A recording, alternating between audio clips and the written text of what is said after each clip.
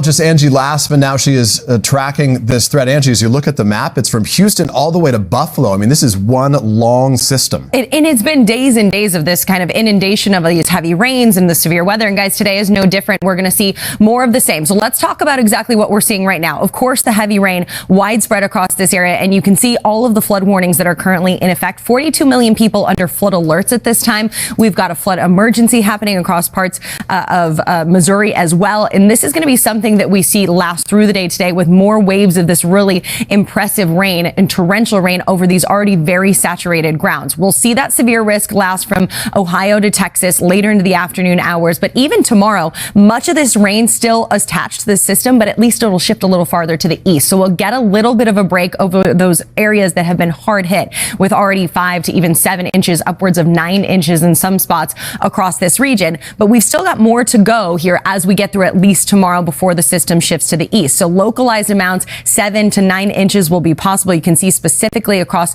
Little Rock, Memphis, Nashville. Those are the locations that are going to receive multiple inches of rain here. So no rest, unfortunately, guys, for the weary. We're going to continue to see this really heavy rain in the picture for at least the next 2 days. All right, Angie, thank you very much.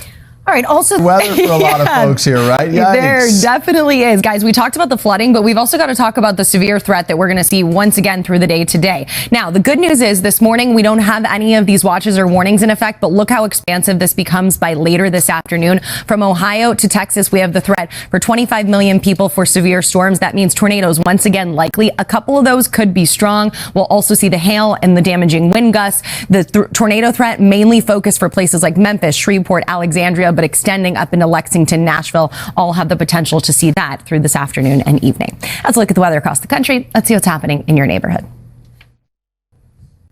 And let's look at your forecast, guys. So you're telling me there's a chance. You know what movie that is? He's putting me on the spot. Dumb and Dumber. I digress. Still to come right here is the final countdown as we head into the last 2 days of March Madness. Sam Brock.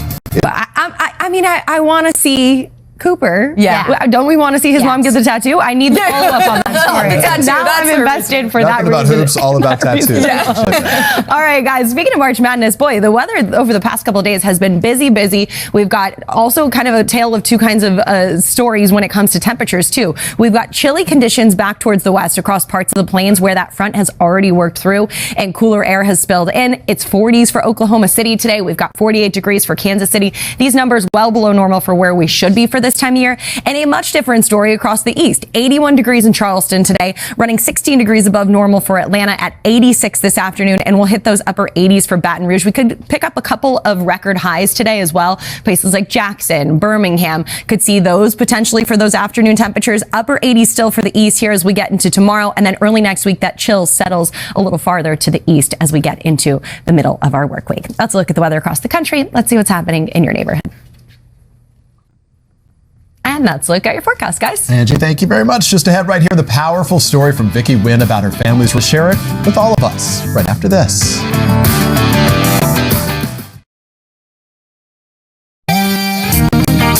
We are back on a Saturday morning with our chief consumer investigative correspondent, Vicky Nguyen, and her new memoir. And oh my goodness, what a story. I couldn't put it down. Thank you. And you moderated an event here at NBC, packed the house, and I really appreciate it. Thank you for reading it. So fun. I know you've started it, and you're reading it too, so thank you. Like, I'm feeling the love from the Today family. Good morning to you all. I really did want to recognize the incredible circumstances that brought me from being a refugee boat baby to NBC News. I really never had goals that big, but I have always tried to work hard and to make the most of my opportunities. And from a young age, I knew my parents sacrificed a lot to get me here.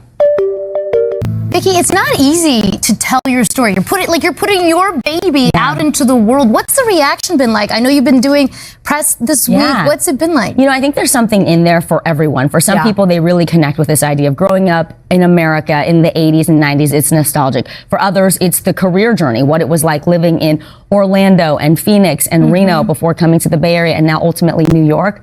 I think for everyone, it is a family story. It is about the sacrifices that your parents will make to give you the best life possible. And given the climate right now, I'm just so happy to be reminded of the generosity of people like the Wares. There is so much capacity, and I think the American spirit is giving, and it is about your community. So that relationship between the Wares and your folks is so fantastic. Yeah, What a they lesson. are so special, those folks. And I'm so glad they could come out here. It is a absolutely fantastic read. Part thriller, heartwarming at times. Congratulations. Thanks for sharing, Vic. Hey, what's poppin'? What's coming up in Pop Star? A whole lot, Peter. Still to come. We are back with your pop star and with Joe on assignment. Emily, you got it this morning. I'm popping in. Let's go. Our foodism from Parker Posey this season. We're caught up. They are not. So we've been trying all morning. Yeah, we're kind of silent siloed in our conversations. Yeah. Please, no spoilers. But there's been so many Easter eggs, and it's 90 minutes. I love that. Music to my ears. We're hooked. All right, next up, Adina. Nice. We're right back. All right. That's good. All right, we are back now with some good old-fashioned office fun. We've all flubbed a phrase or mixed up a metaphor from time or two. Me? Speak for yourself. But when you do it in front of a coworker who writes it down for an eternity, well, that's a different story. Okay, but this wasn't meant to embarrass. It was, look, I've just been saying the last couple of days, it's all peaches and gravy. Like, I'm embracing the flubs, the It's verbal not rocket flubs. surgery. Yeah, it's so good, right? I heard it through the grapefruit. Okay, that might be the best. That'll do it for us on a Saturday morning. Have a great weekend, everyone. See you guys. That was pretty good, Peter. Yeah.